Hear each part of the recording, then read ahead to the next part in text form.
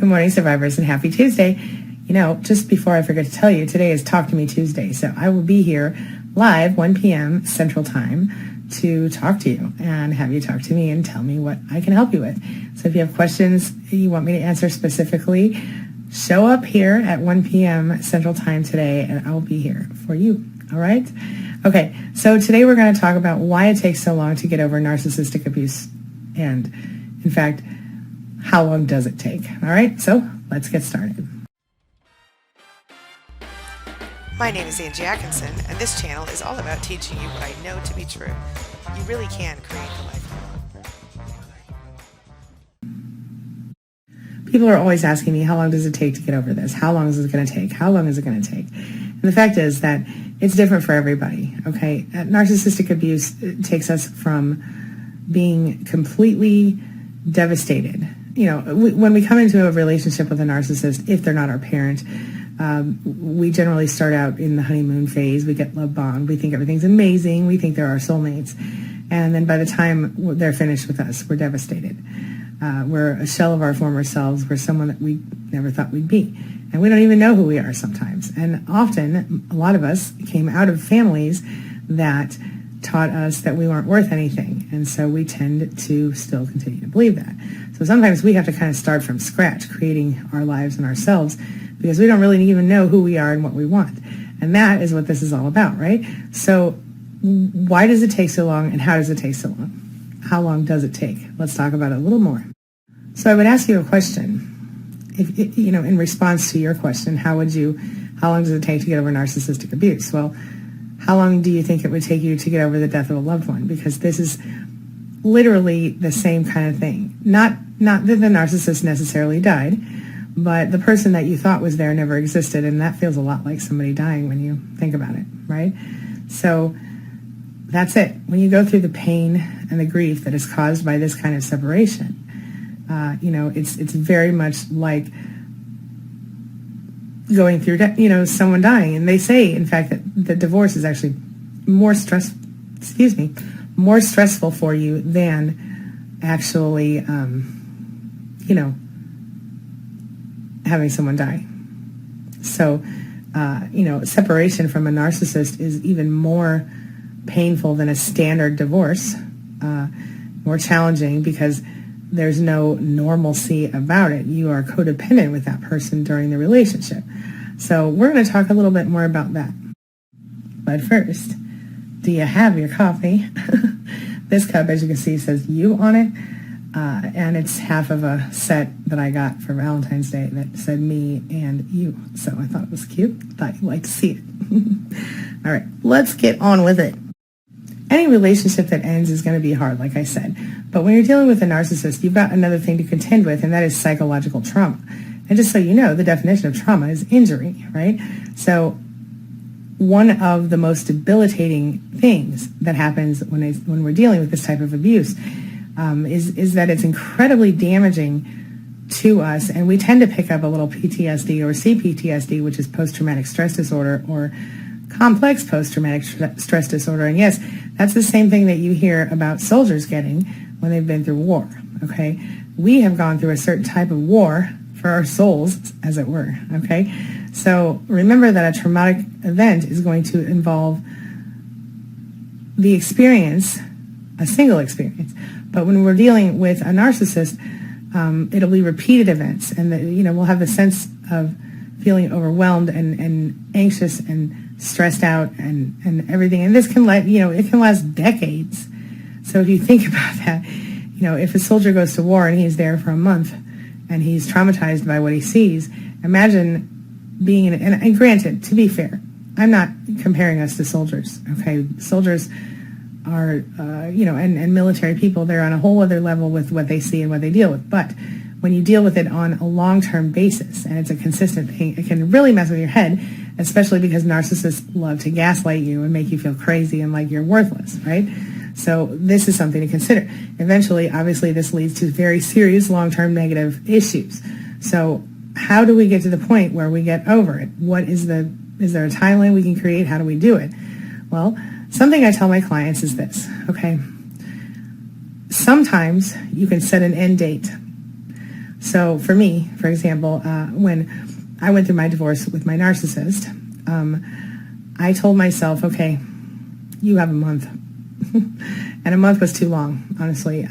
I literally couldn't eat for 3 weeks. It was miserable. And I'm like not the sort of person who doesn't eat, y'all. Seriously. So the point is that it's really important for us to be aware of what we've gone through, which is why I do what I do, because I want you to understand. And then it's important for us to learn how to not only understand it, but also to overcome it. And so, depending on what we're dealing with, it can take anywhere from a few weeks to a few years. Some people say it takes a lot longer than that. Personally, I think that if we allow ourselves to dwell for too long in misery and in recovery without actually trying to move forward, that we're just doing ourselves a disservice, and quite honestly, we're still letting the narcissist control us from over there. So if we're working on recovering from narcissistic abuse, one of the very best things you can do is decide to yourself, okay, I'm only going to give myself this much time. Now, here's my suggestion.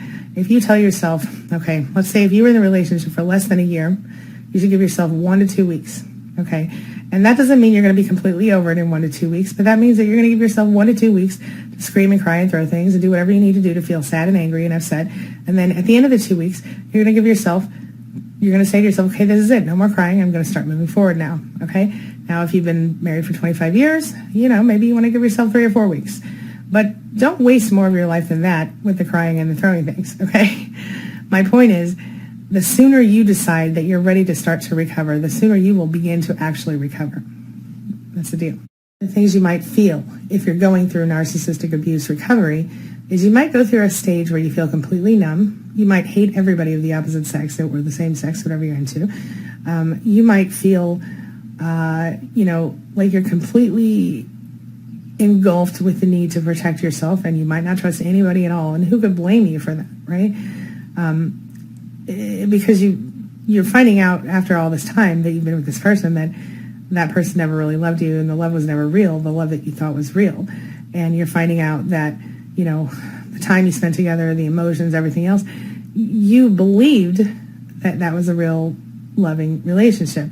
And now you've been devastated when you found out that maybe the narcissist never loved you at all. And it's not your fault, but it really throws people for a loop, because they especially people like us, because we can read people and we ask ourselves, how did I let this happen? And clients ask me all the time, I'm so intelligent in other areas, I'm successful in my career, I'm doing this and that and the other thing, but somehow I fell for this person. How did this happen to me? Well, it happened to you because you're a nice person. It happened to you because you're an empath, and because the narcissist believed in the moments that they said the things they said during love bombing. I think they really believed some of those things. They really believed it was love at first sight or whatever. What they were dealing with was a normal infatuation, but because narcissists can't really be deep people and they can't really think beyond what's right in front of their face, it never works out well for them. Feel what I'm saying? So if you're going through, if you've recently been discarded and you're going through trying to get over a narcissist, I want to tell you one thing, and you probably won't like it, but the fact is that narcissist did you a favor. And now I want you to look at it in a new way, and I want you to imagine the level of freedom that you can now enjoy, okay? I want you to think about how you're going to be allowed to make your own decisions now. I want you to think about how you get to be who you really want to be, and you don't have to worry about what the narcissist thinks about that. The big secret is that deep down inside of yourself, somewhere in there, you really are the person you want to be. You just have to figure out how to bring that person to the surface now, okay? The narcissist has worked really hard to keep you away from yourself, if that makes any sense. The best way to begin to find yourself in this case is to figure out your life after narcissistic abuse and, understand that you can now indulge in the things that you love that make your soul feel alive. It's a beautiful thing, my friend. So it will help you to discover yourself and bring yourself to the surface. Do you feel me? So if, okay, I know you're thinking to yourself, you're like, wait, but what if I love to do something I'm no good at? How's that going to help, right? Here's the deal, okay? First of all, you don't even know until you try, okay? Secondly, you don't have to be good at something to enjoy it right away. You can stop feeling like you're not good enough, and you can begin to try, Okay? Nothing wrong with a hobby. If you want to be a painter, you don't have to be Michelangelo. You could just be like Lisa Frank or whatever. I don't know. I just made that up. But anyway, the point is, being not good enough is just a lie that you have come to believe thanks to the mind-numbing experience of being with a narcissist. All right? It is a narcissist's nature to tear people down, especially those who are closest to him or her. The narcissist must feel in control. The narcissist must maintain what they consider the appropriate amount of admiration and attention from the various sources of narcissistic supply in their lives. And when they get it, they feel validated and they feel like, wow, I'm okay, I'm good, maybe they're the nicest people you've ever met. But when the narcissist finds themselves spending too much time alone or with a lack of, attention, admiration, etc., what happens? Do you know? Well, what happens is they become a whole other person. They rage. They have narcissistic rage, narcissistic injury. It devastates us, okay? But at this point, how long does it take to get over all of this abuse? Well, it's really up to you. You can choose to intentionally heal, and it can be a lot faster. Or you can choose to dwell and wallow and be sad, and guess what? It's going to go a lot slower. So it's really up to you is my point. I would say that it could take as short as a few weeks, as long as a few years, or longer. All up to you. All right? So if you're looking for coaching, you can hit me up, narcissisticabuserecovery.online, or you can pick up one of my books at booksangiewrote.com, or you can join the university, and that's kind of a middle ground. So you can, self-help with support, I like to call it. There are supportive features, supportive groups, a couple of live sessions per week that you can attend if you like, that are in small private groups so that you don't end up being lost in the crowd. So it's kind of cool. But like I said, also today I'll be here at 1 p.m. Central Time, so you can also show up for that, and I'll see you there. All right? So if you have any questions, comments, concerns, leave them below. If you're looking for the links I just mentioned, those will be below in the description as well. All right? I'll see you later today for another video, and definitely for our 1 p.m. meetup here on YouTube. Okay? I'll see you soon. Have a wonderful day, everybody. And as always, thanks for letting me be a part of your day and a part of your life. And hey, thanks for being a part of mine. It really does mean a lot to me. See you soon. It's my mission to teach others what I know to be true. You really can create the life you want. Take care of your body, take care of your soul, nurture the real you, and introduce him or her to the world. Be comfortable in your own skin and in your place in this world. Take your spot, take it now, and the universe will take its cue from you. You feel me? If so, subscribe to my channel. Let's get it done together.